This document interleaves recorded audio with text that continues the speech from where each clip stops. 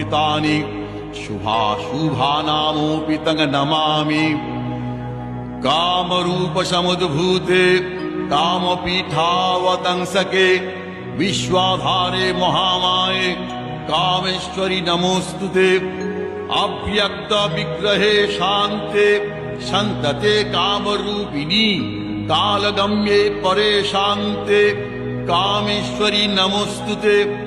या सुषुम्नान्तरालस्था चिन्त्यते ज्योतिरूपिणी प्रणतोऽस्मि परं धीरं कामेश्वरि नमोऽस्तुते।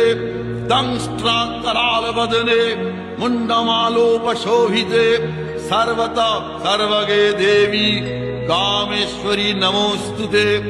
चामुण्डे च महाकाली काली कपोलहारिणी पाशहस्ते दण्डहस्ते कामेश्वरि नमः।